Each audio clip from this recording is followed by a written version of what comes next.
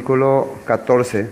Entonces Pedro, poniéndose en pie con los 11, alzó la voz y les habló diciendo: Judíos y todos los que habitáis en Jerusalén, esto os sea notorio y oíd mis palabras, porque estos no están borrachos como vosotros suponéis, puesto que es la hora tercera del día. Pero esto es lo dicho por el profeta Joel.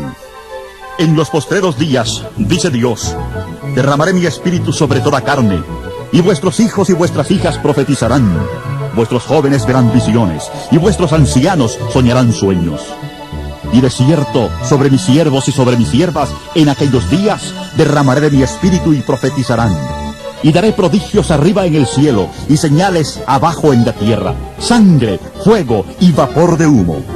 El sol se convertirá en tinieblas y la luna en sangre, antes que venga el día del Señor, grande y glorioso. Y todo aquel que invoque el nombre del Señor será salvo. Israelitas, oíd estas palabras. Jesús Nazareno, varón aprobado por Dios entre vosotros, con las maravillas, prodigios y señales que Dios hizo entre vosotros por medio de él.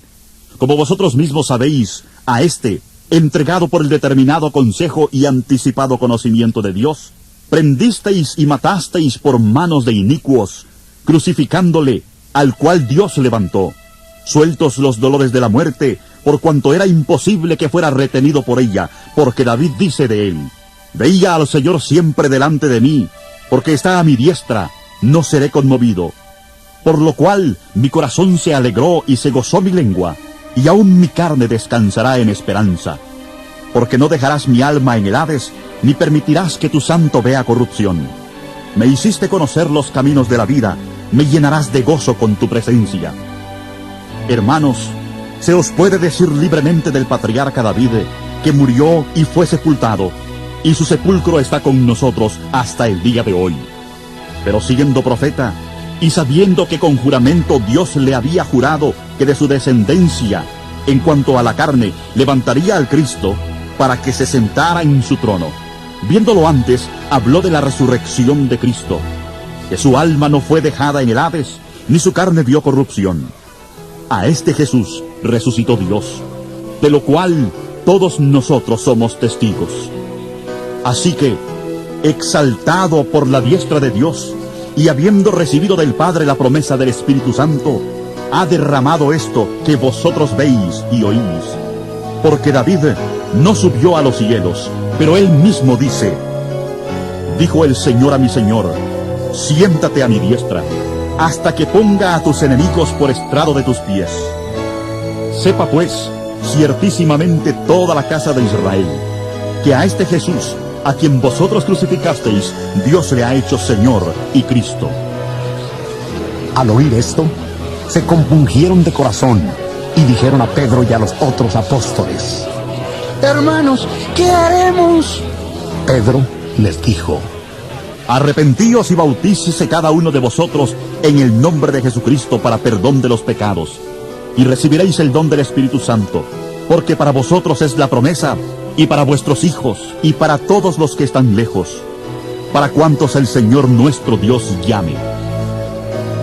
Y con otras muchas palabras testificaba y los exhortaba diciendo: sed salvos de esta perversa generación. Así que los que recibieron su palabra fueron bautizados, y se añadieron aquel día como 3,000 personas, y perseveraban en la doctrina de los apóstoles, en la comunión unos con otros, en el partimiento del pan y en las oraciones. El primer discurso del apóstol Pedro. Y qué interesante que cuando el apóstol Pedro empieza a hablar a los israelitas ahí en la fiesta de Pentecostés, de entrada ya se va a la profecía de Joel. ¿Alguna vez ustedes leyeron la profecía de Joel? Si ustedes conocerían bien la profecía de Joel, se darían cuenta que todo se está relacionando a Israel, Judá y su restablecimiento. Y también lo que le iba a venir. Ya Joel había profetizado lo que iba a venir. Los imperios que iban a conquistar, que iban a destruir. E inclusive el tiempo del fin, los últimos tiempos, el tiempo de la tribulación.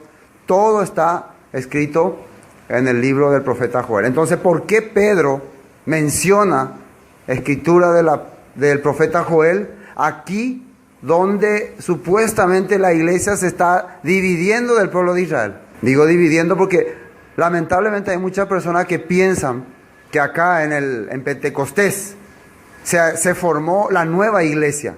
La iglesia ya que no tiene nada que ver con Israel. Israel quedó aparte y se formó la otra iglesia, la iglesia gentil. La iglesia de los gentiles. Pero uno cuando lee atentamente no encuentra eso en la palabra. Entonces por eso que nosotros, ya sin tener una mentalidad así de que así nos dijeron, así dicen o así se cree, vamos a analizar cómo está escrito en la Biblia para poder entender. Para poder ser realmente un pueblo verdadero. Y no va a ser muy fácil. Porque todavía en algunos corazones hay todavía raíces de falsas doctrinas. Solamente por no querer aceptar lo que la Biblia está diciendo. Por esa razón. Ya el domingo pasado, ¿no? Hablamos acerca de Pentecostés, que es una fiesta que recuerdan los judíos en conmemoración al recibimiento de la ley de Dios en el monte Sinaí. Por lo tanto, en el monte Sinaí ocurrieron varias cosas. Hubo truenos, relámpagos, porque iba a aparecer la ley de Dios. La ley de Dios representaba la manifestación de Dios en el pueblo judío, en el pueblo israelita. Entonces era un tiempo de alegría y de felicidad. Pero ¿qué ocurrió? Mientras Moisés estaba tardándose en el monte Sinaí, este día que es un momento de alegría y de felicidad, ahí en el monte Sinaí. Pero ¿qué estaban haciendo los israelitas mientras abajo? Ya Moisés no va a venir más. Entonces, ¿qué hicieron? Empezaron a adorar un becerro de oro. Empezaron a hacer fiesta. Ese es el corazón muchas veces de las personas. No tiene paciencia. Por eso, con paciencia ganarán muchas personas su alma, ganarán las almas. Con paciencia. La paciencia es un fruto del Espíritu de Dios. Cuando a nosotros se nos acaba la paciencia, quiere decir que se nos está acabando también el fruto del Espíritu de Dios. Por eso la paciencia es lo que muestra si estamos recibiendo o no el fruto de Dios o no. Por eso es importante que una persona pueda controlar su corazón, su espíritu, por la palabra, por la guía de la palabra. Bueno, vamos a leer lo que dice aquí. Versículo 14, ¿no? Entonces Pedro, poniéndose en pie, ya que estaban diciendo que estos estaban borrachos. ¿Por qué decían que estaban borrachos? Porque ellos empezaron a hablar en diferentes idiomas, diferentes lenguajes. En ruso, en griego, en alemán. Y algunos no entendían y estos están borrachos. Ustedes suelen ver a un borracho cuando no se le entiende bien, habla así, ¿no? Pero Pedro quiere explicarle qué es lo que está ocurriendo. No, esto que está ocurriendo es algo profético. Versículo 14. Entonces Pedro, poniéndose en pie, con los 11 alzó la voz y les habló diciendo: varones judíos. ¿A quién se está dirigiendo? A los judíos. Acá, en el restablecimiento de Israel, Pedro se está dirigiendo a los judíos. Significa que había un montón de judíos. Significa que los que realmente han creído primero la palabra en Pentecostés eran judíos. Hay que atender bien esto. Y todos los que habitáis en Jerusalén, y a esto ya va dirigido a todos los habitantes ahí de Jerusalén, esto sea notorio y oíd mis palabras.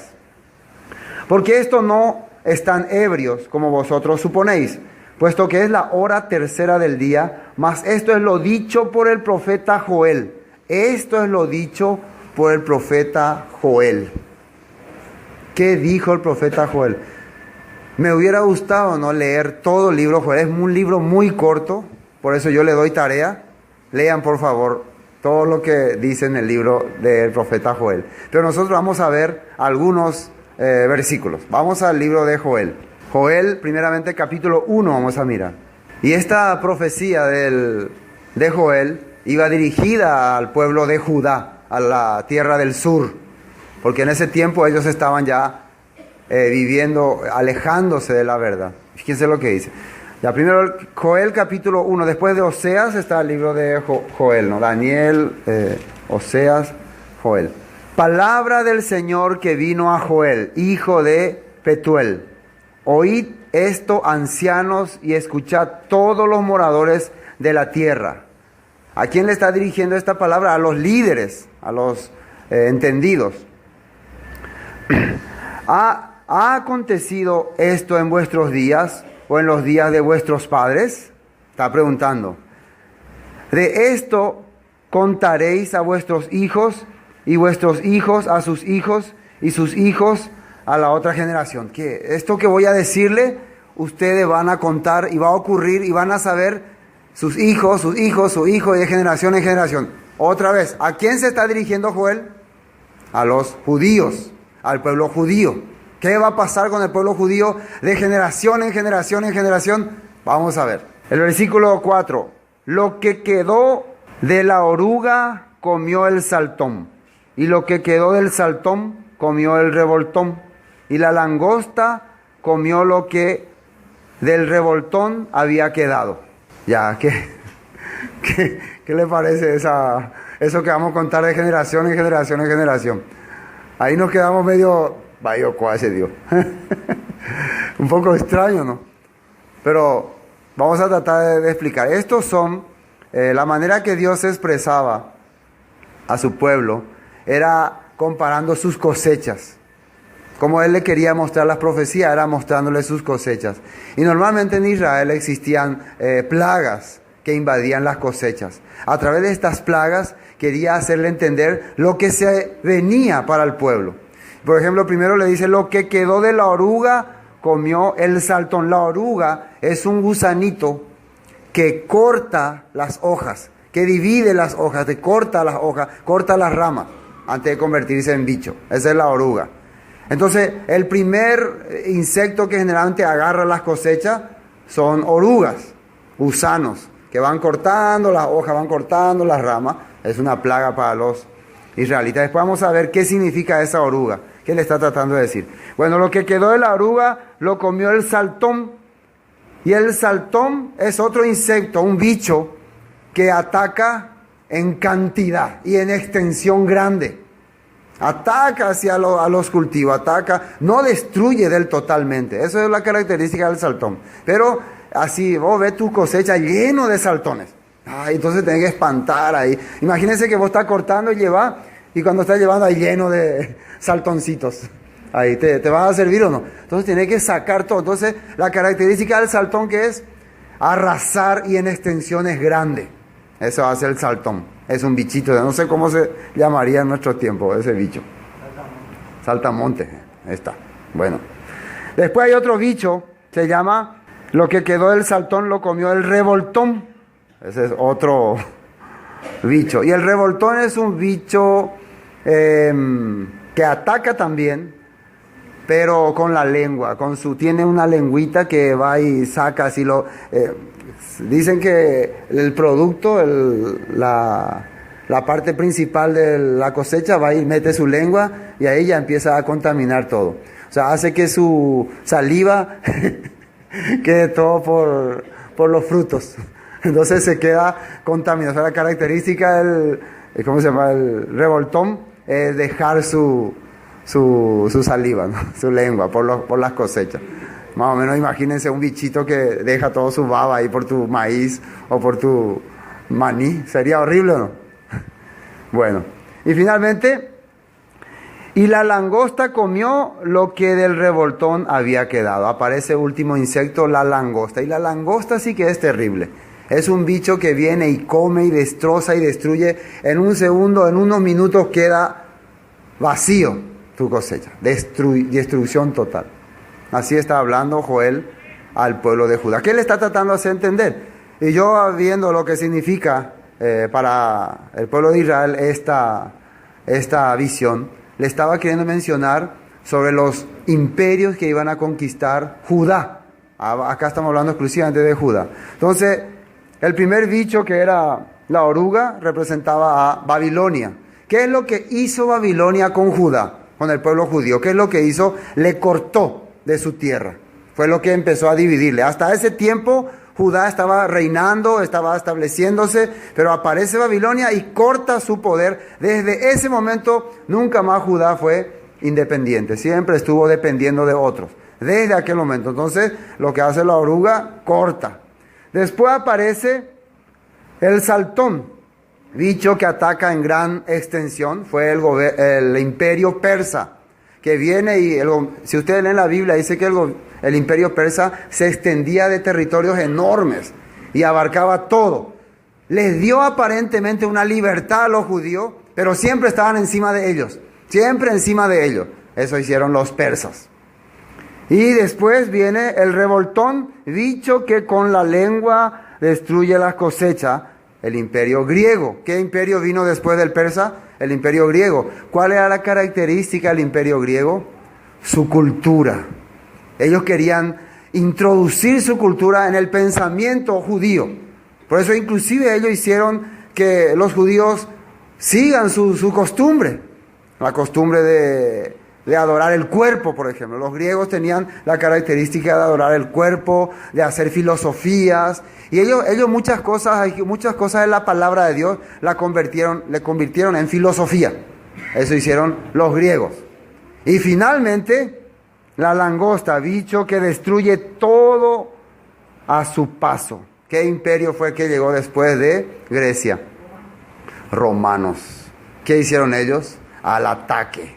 Destruyeron todos. Después del imperio romano, ¿qué imperio conquistó a los judíos?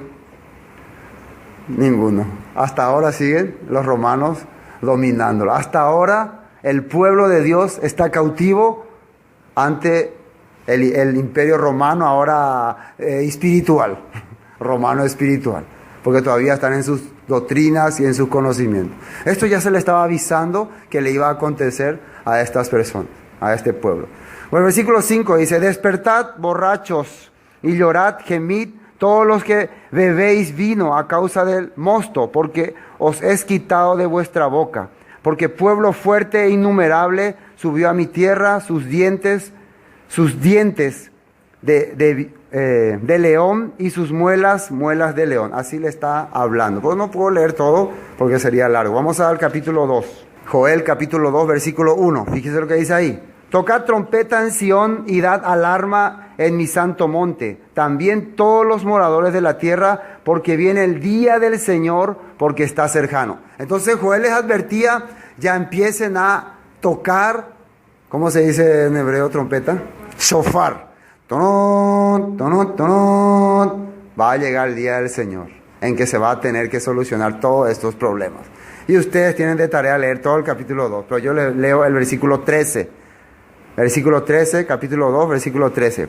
Rasgad vuestro corazón y no vuestros vestidos. Acá ya está hablando para arrepentimiento, ¿no? Rasguen sus corazones. Los israelitas cuando se sentían, los judíos cuando se sentían mal, ¿qué rasgaban? Rasgar es romper. ¿Qué rompían? Su ropa. ¡Ah! Rompían. Pero ahora Dios, ¿qué le está diciendo que rompan? Sus corazones. Dejen de ser orgullosos. Dejen de ser altaneros. Humíllense ante mi voz, ante mi palabra. Eso le está diciendo. Rasgad vuestro corazón y no vuestro vestido, y convertíos al Señor vuestro Dios, porque misericordioso es y clemente, tardo para la ira y grande en misericordia, y que se duele del castigo. ¿Quién sabe si volverá y se arrepentirá y dejará bendición tras de él? Esto es ofrenda y libación para el Señor vuestro Dios. Tocad trompeta en Sión, proclamad ayuno, convocad asamblea. Tocad trompeta otra vez. ¿Qué es trompeta? Shofar. ¿Cuándo se toca la trompeta? En una fiesta que se llama Yom Teruah. Quiere decir que avisen, vuelvan a congregarse, o sea, empiecen a llamar a las personas. Así se está refiriendo a esta profecía de Joel. Bueno, versículo, vamos a saltear rápidamente, 23.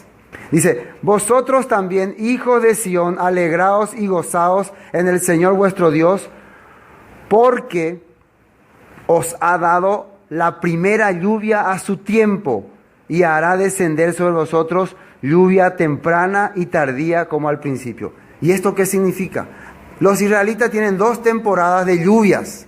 Hay una temporada cuando vienen las lluvias tempranas, que llueve antes de tiempo, antes que sea el momento establecido de la lluvia, ya caen algunas lluvias, algunas gotitas, y ya mantienen húmedo el territorio. Y luego vienen las lluvias tardías, que son ya en el momento clave, cuando ya no hay más esperanza, cuando la cosecha ya parece que se va a morir.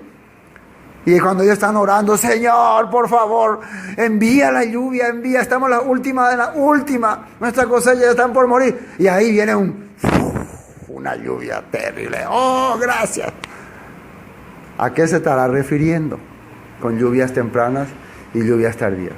Al tiempo en que Dios se iba a manifestar y iba a hacer que su pueblo empiece a brotar, a salir de su sufrimiento. Y por eso dice, hijo de Sión, alegraos y gozaos en el Señor vuestro Dios, porque os ha dado la primera lluvia. Os ha dado la primera lluvia, la primera manifestación.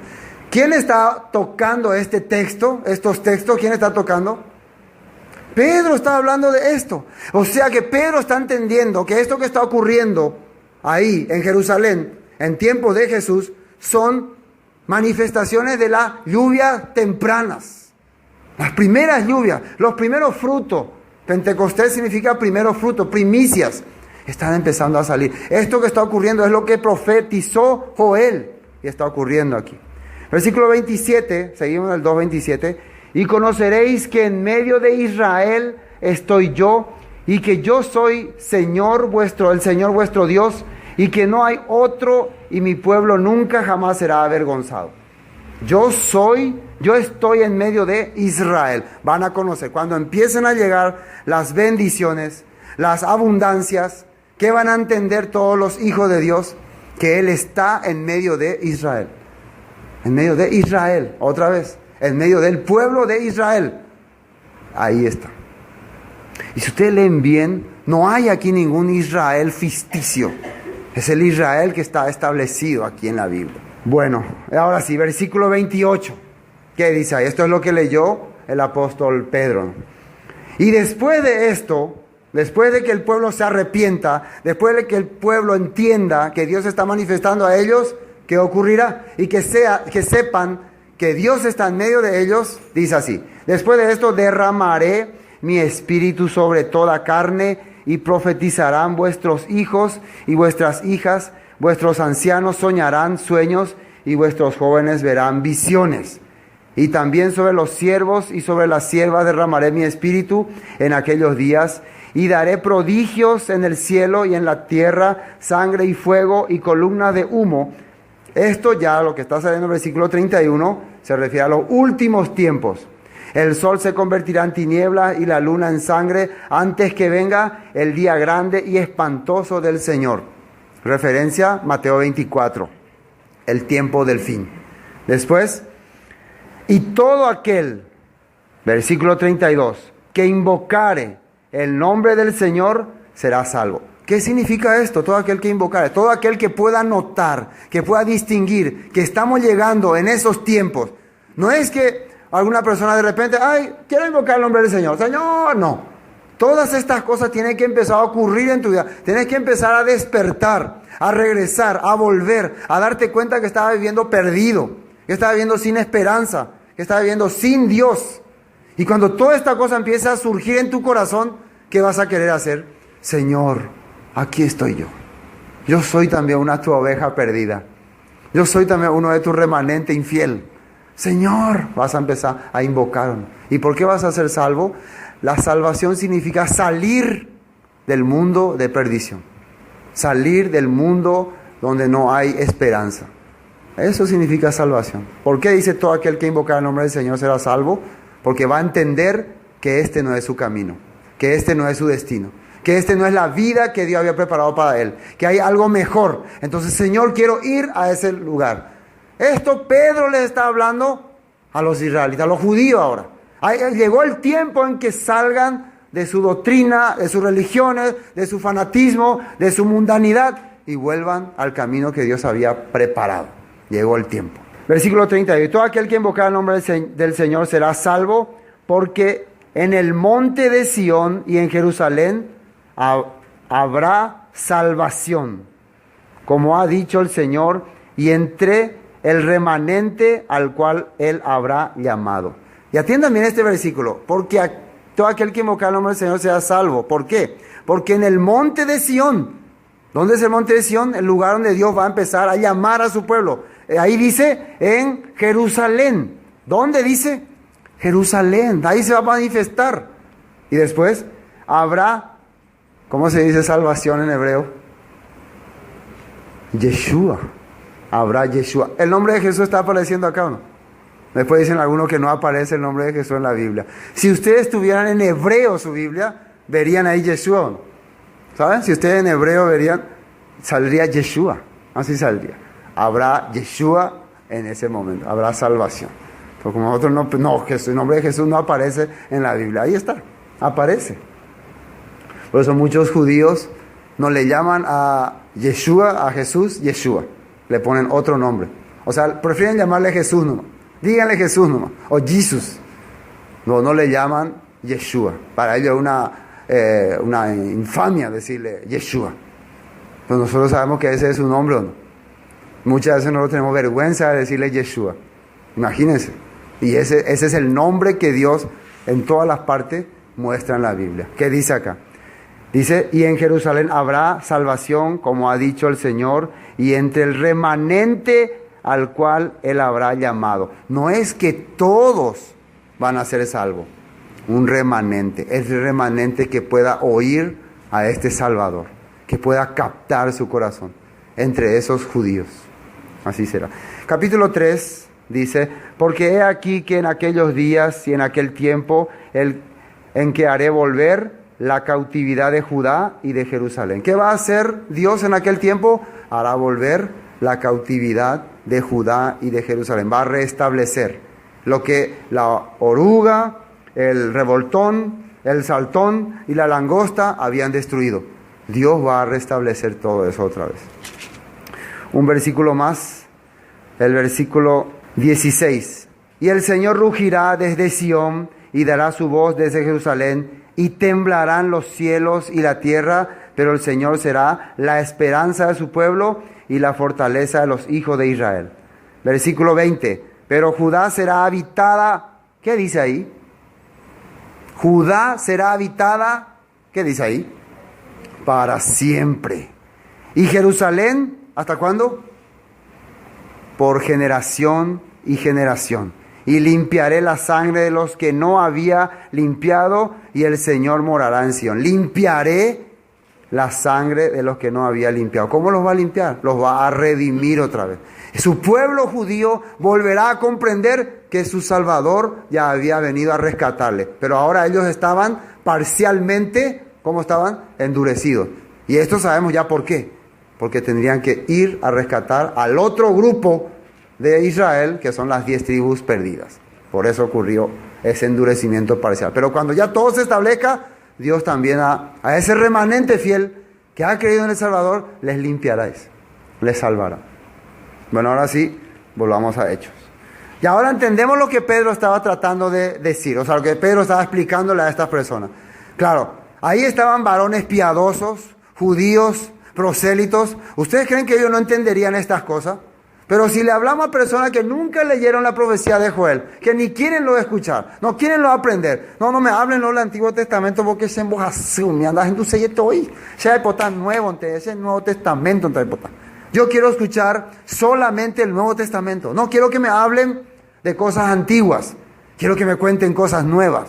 Entonces, ¿cómo podrá entender la persona esto? No va a captar nunca. Pedro le estaba hablando de una profecía referente a el pueblo judío. Ahí había personas extranjeras o había judíos, prosélitos, personas que querían servir a Dios, que venían a celebrar la fiesta de Shavuot, de Pentecostés. Personas fieles a Dios estaban escuchando esto. Esto es el restablecimiento de lo que había ocurrido en el monte Sinai. Ahora volvamos a 22. Hechos 2:22. Varones israelitas, oíd estas palabras. ¿A quién va dirigida esta palabra? Israelitas. Varones israelitas. Imagínense que ustedes digan, no, yo no tengo nada que ver con Israel, yo no quiero saber nada de Israel. ¿Pueden escuchar esta palabra entonces? No va para ustedes entonces. Va para los que se sienten israelitas. Jesús Nazareno, varón aprobado por Dios entre vosotros, con las maravillas, prodigios y señales que Dios hizo entre vosotros por medio de Él, como vosotros mismos sabéis, las mismas cosas que un profeta, un hombre Moisés, en la antigüedad mostró a los israelitas. ¿Se acuerdan de Moisés? Para llevarles al monte Sinaí, antes, ¿qué hizo? Dios manifestó a través de él muchísimos milagros y señales para sacarlos de Egipto, para que ellos con confianza vengan y vean que Moisés tenía la autoridad de Dios. Lo mismo hizo Jesús. Las señales tenían un propósito, los milagros tenían un propósito, que uno pueda aceptar lo que viene ahora en Pentecostés. Ese era el propósito, no era que uno se quede en la señal. Versículo 23, a este entregado por el determinado consejo y anticipado conocimiento de Dios, prendisteis y matasteis por mano de inicuos, crucificándole, al cual Dios levantó, suelto los dolores de la muerte, por cuanto era imposible que fuese retenido por ella. Y antes ya está diciendo que anticipado conocimiento de Dios, dice. Quiere decir que la muerte de Jesús, todo lo que Jesús padeció, ya estaba todo escrito, ya era todo programado. Esta persona ya Dios preparó su muerte. Y también, ¿qué pasó también? Aunque murió, la muerte no podía sostenerle. Era imposible que fuese retenido por ella, dice. Porque David dice, y la manera otra vez, fíjense, que el apóstol Pedro quiere demostrar que era imposible que la muerte retenga a Jesús, y otra vez se va en un escrito del Antiguo Testamento. ¿Qué dice David? Porque David dice de él, veía al Señor siempre delante de mí, porque está a mi diestra, no seré conmovido. Por lo cual mi corazón se alegró y se gozó mi lengua, y aún mi carne descansará en esperanza, porque no dejarás mi alma en el Hades. Hades, ¿qué representa? ¿Qué significa? Sepultura. Ni permitirás que tu santo vea corrupción. Me hiciste conocer los caminos de la vida, me llenarás de gozo con tu presencia. ¿Por qué David está? ¿De quién y por quién y para quién David está hablando esto? ¿A quién se está refiriendo? En teoría se refiere a él, ¿no? Pero en profecía se está refiriendo al Mesías. Vamos al libro de Salmos para entender mejor lo que David decía. Salmos capítulo 16. Salmos capítulo 16, desde el versículo 8 vamos a leer. El Señor ha puesto siempre delante de mí, porque está a mi diestra, no seré conmovido. Se alegró por tanto mi corazón y se gozó mi alma. Mi carne también reposará confiadamente, porque no dejarás mi alma en el Seol, ni permitirás que tu santo vea corrupción. Porque él se sentía, ¿cómo se puede decir?, esperanzado, porque él dice acá que estaba viendo la presencia del Señor, que estaba sintiendo la presencia del Señor. Por lo tanto, él dice que yo no voy a estar en el sepulcro mucho tiempo. O sea que David está anticipando que él no va a durar en el sepulcro. O sea, él está creyendo ya que va a haber la resurrección. Otro salmo vamos a mirar, 89. Salmos 89. Salmo 89, versículo 3. Hice pacto con mi escogido. Juré a David mi siervo diciendo, para siempre confirmaré tu descendencia y edificaré tu trono por todas las generaciones. Así está saliendo en esto es una profecía que David está teniendo acerca del corazón que Dios está teniendo con él. Dice que hice pacto con mi escogido, juré a David mi siervo diciendo, para siempre confirmaré tu descendencia y edificaré tu trono por todas las generaciones. Y ese trono, ¿a qué trono se está refiriendo? Al trono de Israel. Bueno, vamos a Hechos. Vamos a ver lo que Pedro decía acerca de los salmos que David, de los salmos que él estaba leyendo. La explicación del apóstol Pedro. 29, ¿no? Varones, hermanos, se os puede decir libremente del patriarca David que murió y fue sepultado, y su sepulcro está con nosotros hasta el día de hoy. O sea, él está explicando, David está diciendo que él no iba a quedar en el sepulcro, en el Hades, que no iba a permitir Dios a su santo estar en la muerte mucho tiempo. Y se nos puede decir entonces que David está refiriéndose a él. Pero nosotros, dice, tenemos actualmente el sepulcro de David. Él sigue ahí en la sepultura. Sigamos leyendo. 30. Pero siendo profeta y sabiendo que con juramento Dios le había jurado que de su descendencia en cuanto a la carne levantaría al Mesías, al Cristo, al escogido de Dios, para que se sentase en su trono. David también, que era profeta. Entonces cuando él hablaba, cuando él se refería a sí mismo, también se refería al pacto que Dios hizo con él acerca de su descendencia, que la vez pasada leímos en el libro de Samuel. De que de su descendencia, conforme a la carne, se levantaría alguien que gobernaría el trono de Dios para siempre. ¿Y a quién se estaba refiriendo? Al Mesías, a Jesús. Eso estaba entendiendo acá en la Biblia, para reinar sobre Israel. Eso leímos ya la vez pasada. Versículo 31, viendo antes, habló de la resurrección de Cristo, que su alma no fue dejada en el Hades, ni su carne vio corrupción. ¿Qué es lo que Pedro está entendiendo con la profecía de David? De que su alma no vería corrupción ni estaría en el Hades. Él está refiriéndose al Mesías, al Cristo.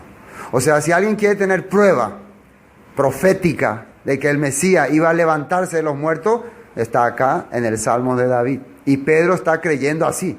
Pedro está confirmando así. ¿Y Pedro con qué poder está hablando? ¿Poder de qué? Poder del Espíritu Santo de Dios. ¿Me entienden o no? 32. A este Jesús resucitó Dios, de lo cual todos nosotros somos testigos. Así que exaltado por la diestra de Dios y habiendo recibido del Padre la promesa del Espíritu Santo, ha derramado esto que vosotros veis y oís. Esto es parte de la promesa que estaba ya en el profeta Joel, en el rey David, que se iba a cumplir. Versículo 34. Porque David no subió a los cielos, pero él mismo dice, otra vez un salmo de David, dijo el Señor a mi Señor, siéntate a mi diestra hasta que ponga a tus enemigos por estrado de tus pies. Él no se fue a los cielos, pero ¿cómo él pudo ver estas cosas en profecía? Dijo el Señor a mi Señor. ¿A quién se refería? Al Dios Padre y al Dios Hijo. Él le llamaba Señor. Y por eso esta pregunta Jesús le hizo a los fariseos. ¿Por qué David en la profecía, en el Espíritu, le llama Señor si es su Padre? Para hacerle entender que el Hijo realmente es preexistente a David. Estaba antes que David. Pero en lo que se refería a la promesa por la fidelidad que tuvo David hacia el pueblo de ¿quién? De Israel. Dios le había dicho que de su descendencia saldría el Mesías, el escogido, el que iba a ocupar su trono. Esto es muy importante, la fidelidad al pueblo de Dios, la fidelidad a la palabra de Dios, ¿tiene recompensa o no? O sea, algunas personas piensan que yo tengo que ser fiel acá en esta vida. Yo no necesito por ser fiel a nada de las cosas de Dios, porque piensan que no va a haber recompensa. Piensan que es en vano vivir para Dios, servirle a Dios. Pero fíjense lo que pasó con el rey David. Él fue fiel, dice, fue muy fiel. Y la recompensa que está recibiendo no tiene límites. Amén o no. Versículo 36.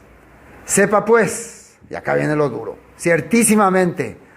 Y ahí que dice, toda la casa de Israel, que a este Jesús, a quien vosotros crucificasteis, Dios le ha hecho Señor y Mesías, dueño, soberano. O sea, Pedro le está explicando todos los detalles proféticos y también vistos por ellos, experimentados por ellos, acerca de Jesús y acerca de lo que él tenía que ocupar en Israel. Y a esta persona ustedes le mataron. Ustedes mataron al que la Biblia mencionaba como Salvador, como Mesías, como guía, como libertador. Ustedes le mataron. Sí le está diciendo. Ustedes le negaron. Ustedes le han rechazado. ¿Cómo te vas a sentir vos cuando te das cuenta que vos le habías rechazado al Mesías? Al Cristo que tenía que darte la libertad, la verdad, vos le rechazaste. ¿Cómo te sentirías? ¿Feliz? ¿Contento? Cuando tu esperanza era el Mesías, tu solución de tu vida era el Mesías. Si estabas celebrando fiestas, estabas haciendo toda la actividad, era porque tenía la esperanza en el Mesías. Y de repente te enterás que vos le habías entregado y matado. Entonces aquí ocurrió algo terrible. Versículo 37. Al oír esto, se compungieron de corazón y dijeron a Pedro y a los otros apóstoles, varones hermanos, ¿qué haremos? ¿Por qué se compungieron de corazón? ¿Qué es compungir de corazón? ¿Qué sintieron ellos? Tuvieron un remordimiento de culpabilidad. Somos culpables. ¿De qué se sintieron culpables? Vamos a analizar bien la culpabilidad de ellos y no la culpabilidad humana de hoy en día. Hoy en día muchas personas se sienten culpables de sus acciones malas, ¿no? De todos sus hechos malos que han hecho, que han cometido. De eso se sienten mal. Cuando se encuentran que el Mesías ya les perdonó todos sus pecados y estaban felices, estaban ya salvos. Ah, feliz, que bien, gracias Señor. No le interesa el Mesías realmente, no le interesa Jesús ni su proyecto, nada. Lo único que están contentos es que ya no tienen pecado, ya Él les salvó y soy salvo con Cristo y no me interesa nada más. Algunos dícenlo, mira hermano, a mí lo único que me interesa es que Jesucristo derramó su sangre y me salvó. No quiero saber más nada. Algunos así dicen. Arrogancia, altanería. ¿Usted piensa que eso es lo que hizo que se compungieran ellos de corazón? Que a eso ellos se referían. ¿Qué es lo que ellos entendieron acá? Al que tenía que cumplir las profecías para darnos la libertad, nosotros por nuestra dureza de corazón, por nuestra arrogancia y por no comprender la Escritura, le entregamos, le rechazamos. Y para un israelita, para un judío, rechazar al Mesías es perder la salvación. Porque ellos entendían por qué los israelitas que salieron en el desierto no llegaron a la tierra prometida. ¿Por qué? Ellos rechazaron la palabra que Moisés les trajo del monte Sinaí. Y ellos sabían, rechazaban a Moisés y Moisés dijo que un profeta igual que yo iba a ser levantado, a él tenían que oír y el que no le oye va a ser desarraigado. Entonces ellos sintieron esta culpabilidad. Ellos no es que estaban sintiendo acá, ay, bueno, pero Jesús murió por nuestro pecado. No, ellos estaban dándose cuenta que perdimos, estamos muertos, hemos fracasado, somos fracasados realmente. Todas las promesas que estaban en la Biblia se caen por nosotros. Estamos muertos. No tenemos esperanza. Como al Mesías tan esperado, lo hemos negado. Por eso se sintieron mal. ¿Qué haremos? ¿Qué podrían hacer? ¿Hay esperanza para nosotros? ¿Hay todavía alguna solución? Cuando el corazón del pueblo llegue a este estado, Dios puede trabajar en su vida. Esto dijo el profeta Joel. Cuando ellos entiendan esas cosas y se conviertan y vuelvan a mí, yo voy a restablecer todas las cosas. ¿Qué haremos? Entonces por eso le leyó Pedro la profecía del profeta Joel. Esto estaba establecido que iba a ocurrir. Este tiempo estaba preparado. Esta es las fiestas, las lluvias tempranas que Dios está preparando para su pueblo. Versículo 38. Ellos preguntan ¿qué haremos? Ahora Pedro le da respuesta. Vamos a ver si la misma respuesta es la que nosotros, como seguidores de Dios, hemos hecho. Vamos a ver qué le dice. Pedro les dijo, arrepentíos y bautícese cada uno de vosotros en el nombre de Jesucristo para perdón de los pecados y recibiréis el don del Espíritu Santo. Miren qué sencilla respuesta. Eso nomás. Me arrepiento de todo mi pecado. Y ahí me voy en el agua, me tiro y ya está. ¿Será a eso que se refería? Para un israelita, ¿qué significaba arrepentirse? ¿De qué tenían que arrepentirse ellos? ¿Qué es lo que acaban de descubrir ellos? ¿Qué es lo que acaban de darse cuenta? Que habían matado al Cristo profetizado por las Escrituras. Y que estaba escrito en el libro de la ley que el que le rechazaba iba a ser desarraigado. Porque el Cristo que tendría que traer a las personas, la ley, los mandatos, los escritos, tenía que restablecer a Israel y ellos le rechazaron. Entonces, ¿qué le está diciendo Pedro? Regresen a ese Cristo, regresen a ese Dios, regresen a esa palabra. Vuelvan, arrepiéntanse de ese camino que estaban teniendo, de ignorar la palabra de Dios, de no querer volver a la palabra de Dios. No, se apente momburo inte porque se la convenio a su hacer con mundo. No es por eso, es fácil decir me arrepiento, pero el arrepentimiento significaba regresar, salir de ese mundo, de esa doctrina, de esa corriente y regresar a Dios. Y después de regresar a Dios, ¿qué les dice que haga? Y bautícese cada uno de vosotros en el nombre de Jesucristo. ¿Y qué significa bautizarse? ¿Qué es bautizarse? Cuando vos decidí venir a la palabra, a las profecías, a la ley de Dios. No es decidir venir a una congregación, ni a una denominación, ni a un grupo religioso. Decidí servir a Dios, decidí caminar para Dios. Tenés que dejar entonces el mundo. Pero ¿qué es lo que muchos no pueden hacer? Quieren quieren estar en una congregación, quieren pertenecer a una denominación, pero no quieren dejar el mundo. Quieren seguir siendo parte del mundo. Por eso, bautícese quiere decir, háganse israelitas. Háganse pueblo de Dios. Ya no sean más parte de este sistema. Ya no sean más parte de este mundo. A eso se refería con bautismo. Por eso los israelitas, cuando ellos decidían volver a la palabra original, ellos tenían la ceremonia del bautismo. Era una ceremonia, se sumergían en el agua representando que ellos han dejado ya el mundo atrás. Para un gentil, por ejemplo, para hacerse judío, sí o sí necesitaba un rabino, un maestro, que le autoriza ser pueblo de Dios. Vos no podés venir y decir, yo soy judío por vos mismo. En aquel tiempo no podía ser así. Sí o sí tenía que tener el sello y la firma de un rabino. Entonces, si estaríamos nosotros en este actual tiempo, ¿no?, y queremos ser judíos, podemos ir allá y decir, quiero ser judío. No, tienes que tener la autorización de un rabino. Entonces, ¿quién era, en el nombre de qué rabino le estaban pidiendo Pedro que ellos regresen al pueblo de Dios? ¿En nombre de quién rabino? De Jesús. Él les va a permitir a ustedes ser parte otra vez de ese pueblo restablecido. Acá no le está hablando a gentiles, que conste esto en el acta. Le está hablando a judíos prosélitos, pero judíos que han entendido que estaban en el pueblo rebelde, en el pueblo que ha rechazado al Mesías. Le está dando otra vez la oportunidad a ellos de ser parte de ese pueblo que está profetizado en Joel. ¿Me entienden lo que estoy diciendo? Le está dando la posibilidad de ser parte perteneciente al pueblo que va a ver los frutos, que va a haber restablecimiento de Israel. ¿No quieren ustedes ser parte de ese pueblo? Le está diciendo. Queremos. ¿No quieren que sea David, el Mesías de David, el descendiente de David, que reine sobre ustedes? Todas las profecías que se cumplan en su vida. Acá no se le está hablando a extranjeros, a gentiles. Acá charla netamente de judíos. Judíos que conocen la Escritura, conocen las profecías, conocen todo. Saben todo. Nosotros muchas veces lo que no entendemos lo que pasa acá. Pero ellos saben todo. Cuando le está diciendo arrepentido, ¿a qué le está diciendo? Vuelvan a la Escritura original. No necesita citarle todos los textos porque saben. Saben el pecado que han cometido. Saben el pecado que están teniendo. Entonces por eso le llamo a traer arrepentimiento. Ahora, ¿qué les dice también? Recibiréis el perdón de los pecados. Para perdón de los pecados y recibiréis el don del Espíritu Santo. ¿Por qué le dice que van a recibir el don del Espíritu Santo? Porque hay un problema entre muchas personas para aceptar la palabra de Dios, para aceptar caminar por Dios. Yo no tengo la capacidad para seguir a Dios, soy muy débil.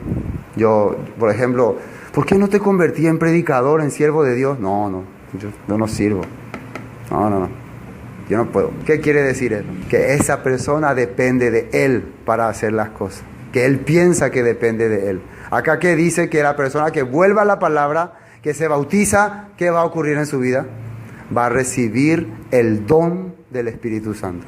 ¿Y qué sería el don del Espíritu Santo? ¿Qué es lo que el Espíritu Santo quiere que uno que vuelve a él haga? Que sea un mensajero, que sea un enviado. Entonces, ¿quién dice en Ezequiel 36 que va a hacer que nosotros andemos conforme a sus estatutos y sus reglas? ¿Quién dice? Su Espíritu dice.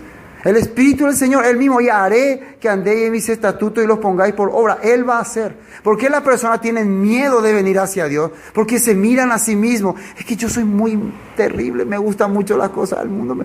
Entonces no cree en el Espíritu de Dios. Entonces no cree en Pentecostés. Si esta persona decía, no, para nosotros es muy difícil, ¿qué está haciendo ahí? ¿Para qué está celebrando esa fiesta?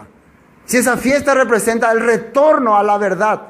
¿Por qué Dios le sacó a los israelitas de Egipto y los llevó al monte Sinaí? ¿Qué dijo que quería hacer con ellos? ¿Qué quería hacer con ellos? Un pueblo que sea luz para las naciones, un especial tesoro. Así dijo. Pero ellos que cuando llegó la palabra, ellos que no. Entonces no creyeron que Dios podía. Josué y Caleb dijeron, no nos preocupemos. Dios nos ha llamado, Dios nos ha dado esta tierra. Él se va a encargar. Ya, tú, caminemos sin problema. Pero algunos tenían miedo. El miedo hace que uno no quiera seguir a Dios, que uno no quiera hablar a nadie de Dios, que uno tenga miedo de todas las cosas, porque no cree que hay el Espíritu de Dios viviendo dentro de nosotros. No cree todavía en ese Espíritu de Dios morando en nuestros corazones. Bueno, sigamos.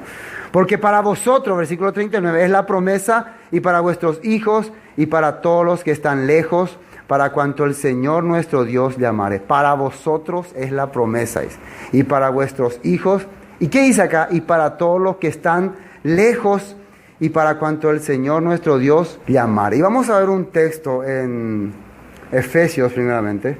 Efesios, ¿a qué se refiere esto? El apóstol Pablo mencionó este punto, Efesios capítulo 2. Efesios capítulo 2, cuando se trataba de estar lejos. Efesios capítulo 2, versículo 13. Efesios 2, 13. Pero ahora, 2:13, pero ahora en Cristo Jesús, fíjense en quién, en Cristo Jesús, vosotros que en otro tiempo estabais, ¿qué dice ahí? Lejos, habéis sido hechos cercanos por la sangre de Cristo. Porque Él es nuestra paz, que de ambos pueblos hizo uno, derribando la pared de intermedia de separación. Él es nuestra paz, nuestro shalom, nuestro cumplimiento. Shalom también significa cumplimiento. Él es el cumplimiento de todas las promesas dadas por los profetas a nosotros, a su pueblo. ¿Quién es ese? El Mesías. Él es el cumplimiento para nosotros. Lo que ahora Pedro le está diciendo. Es la promesa para ustedes. El Mesías vino para ustedes, para hacerlo traer un pueblo. Y acá está diciendo, versículo 13, ahora en Cristo Jesús, vosotros que en otro tiempo estabais lejos, habéis sido hechos cercanos por la sangre de Cristo. ¿Esto a quién va dirigido? A los efesios. Ellos sí ya eran gentiles. Le está llamando también a ellos que estaban lejos. Y acá en Hechos, ¿qué decía? Por eso decía, porque para vosotros, versículo 39, es la promesa y para vuestros hijos y para todos los que están lejos, para cuanto el Señor nuestro Dios llamare. Para todos los que quieran oír su voz. ¿Qué dice en la Biblia? ¿Qué dijo Jesús? Muchos son los llamados y pocos los escogidos. ¿Ustedes quieren estar entre los muchos llamados o entre los pocos escogidos? ¿Entre quiénes quieren estar? ¿Quieren ser uno de los muchos llamados o uno de los pocos escogidos? Yo siempre digo, ojalá que los pocos escogidos sean muchos. Los pocos que Dios escoja sean muchos. ¿Eso es importante o no? ¿Qué dice más la Biblia? Estamos en Hechos, ¿no? Bueno, versículo 40. Y con otras muchas palabras testificaba y les exhortaba diciendo, sed salvo de esta perversa generación. ¿Se acuerdan que decía en San Mateo que dijo Jesús en los tiempos de la tribulación? ¿Qué es lo que te podía hacer confirmar la salvación en tiempos de la tribulación? El que persevera hasta el fin. Esa palabra no le gusta escuchar a las personas que aman el pecado. A las personas que se sacian el pecado le gusta escuchar la palabra persevera hasta el fin. Hay unas veces que yo mencioné esa palabra y a algunos ya le dio... ¿Por qué? ¿Por qué cuando vos escuchás el que persevera hasta el fin, hermano, será salvo? ¿Por qué se sentí mal? Porque ¿hacia dónde querés irte vos? ¿Querés irte hacia Egipto? ¿Querés irte hacia la tierra prometida? ¿O hacia Egipto otra vez? Depende de dónde está tu corazón. ¿Qué cree? ¿Que la salvación es como un gorro identificativo? Y todos los que se fueron a traer a Egipto, no, aquel ya era salvo, tráiganlo otra vez acá. La salvación es salir del mundo corrompido y caminar hacia la tierra prometida por Dios. Entonces, ¿cómo yo puedo confirmar? Yo quiero ahora confirmar que soy salvo. ¿Cómo puedo confirmar hacia dónde estoy caminando? ¿Cómo puedo confirmar que me estoy yendo a Encarnación, por ejemplo? ¿Cómo puedo estar seguro que me estoy yendo a Encarnación? Cuando agarro un bus que va a Encarnación. Segundo, cuando me voy por la ruta 1. Tercero, cuando veo los lugares, por ejemplo, Villa Florida, San Juan Bautista, me voy a Encarnación. Entonces, supongamos estoy pensando que me voy a Encarnación y de repente veo Itacurubí de la Cordillera, Cacupé, veo San José de los Arroyos. ¿Qué pasa? Acá pasa algo raro. Ahí me doy cuenta que estoy caminando mal. Entonces, si ahí me doy cuenta, ahí mismo que tengo que hacer, arrepentirme, salir de ahí y volver. Aunque ya caminé mucho, pero mucho ya antes. No, y ahí no me arrancan esos a la Ciudad del Este. Entonces no sirve. Igual que la persona dice, no, pero ese ya está más guataco tapea. ¿Cuánto más seguita? ¿Y a dónde le va a llevar? A perdición. Salí de ese camino. ¿Qué dice ahí? Con otras muchas palabras testificaba y les exhortaba diciendo, sed salvo de esta perversa generación. Así que los que recibieron su palabra, y esto es clave otra vez. Miren cómo Dios es exacto, ¿no? Para restablecer y para mostrarnos de quién se trata, a quién se está refiriendo su escritura, a quién le está mostrando su palabra, a quién está queriendo recoger. ¿Qué dice ahí? Así que los que recibieron su palabra fueron bautizados y se añadieron aquel día como 3,000 personas. ¿Cuántas personas? 3,000. Y vamos a ver una palabra en el libro de Éxodo para recordar algo. Éxodo 32. ¿Qué pasó en Éxodo 32? ¿Qué habrá pasado en Éxodo 32? Éxodo 32, versículo 26. 32, 26. Ustedes pueden leer todo el 32. Yo leí todo y me gustaría leer todo, pero es muy largo. Pero vamos a leer de 26. 32, 26.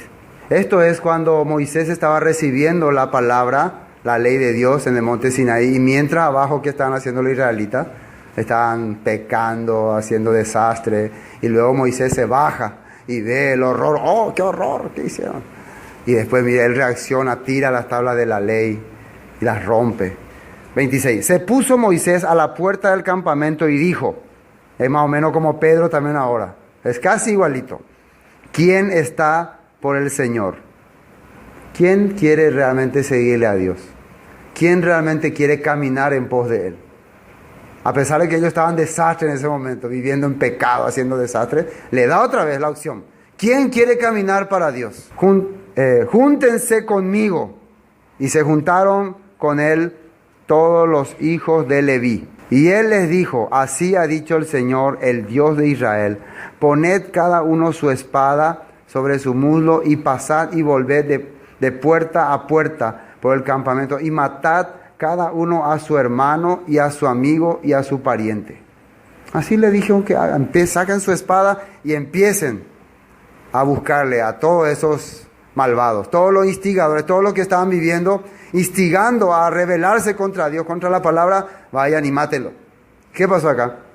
28. Y los hijos de Leví lo hicieron conforme al dicho de Moisés y cayeron del pueblo en aquel día otra vez, como 3,000 hombres cayeron. El juicio de Dios cayó sobre ellos. Así está escrito. Pero ¿qué pasó en Hechos capítulo 2? Ahora no es muerte, ahora es arrepentimiento. Ahora es la promesa de Joel. El pueblo se arrepiente y vuelve a Dios. ¿Y cuánto fue añadido aquel día? Como 3,000 personas. ¿Está escrito así o no? Entonces podemos comprender que ¿qué es lo que está ocurriendo acá en Hechos capítulo 2? Está restableciéndose lo que se había caído en el monte Sinaí. ¿Me entienden?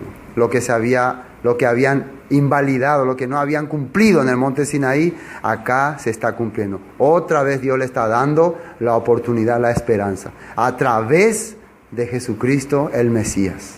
Amén. 42, ¿no?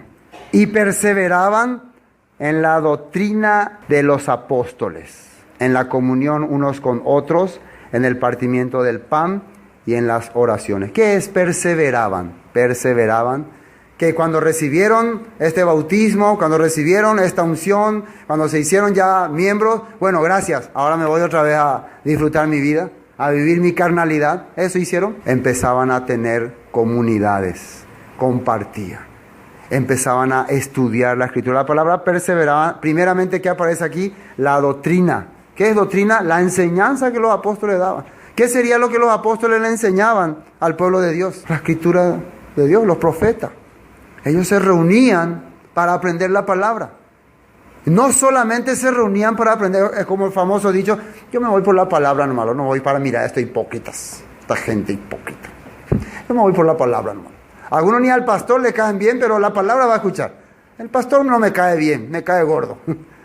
Pero yo voy a escuchar la palabra. ¿Eso sirve? No, ese no es. Ese sigue con el espíritu del mundo. ¿Qué dice aquí? Perseveraban en la doctrina de los apóstoles, en la comunión unos con otros. Comunión significa compartir. Se sentían felices de unirse, de compartir. No, ay, estamos este día reunión de culto, pero bueno, si no me van a decir otra vez carnal. Así ellos se reunían. Para ellos era felicidad juntarse. Para algunos eso era gran felicidad. Entonces, el primer objetivo, ir a escuchar la palabra, la doctrina del apóstol. Segundo objetivo, reunirse. No solamente venían para escuchar la palabra. Si solamente venían para escuchar la palabra, ya no cuadraba entonces ellos en el grupo. Entonces se notaba cuando uno venía, ya la palabra ahí, terminaba el culto y corría. No, hay que compartir, tener comunión, amistad, abrir, así. Y después, ¿qué más dice? Unos con otros, y en el partimiento del pan. ¿Qué es partimiento del pan? Ellos se reunían en la celebración de los sábados, como hacemos nosotros. Ellos tenían la costumbre de partir el pan y hacer una oración. Era una costumbre judía, cultura judía. De eso está refiriéndose acá. No es una ordenanza torádica, pero es una cultura judía. Y acá Pedro menciona que lo hacían. ¿Qué significa? Comían juntos, compartían juntos. Se reunían y estaban felices. Ese era el corazón de esos primeros cristianos. Y en las oraciones, se reunían para orar.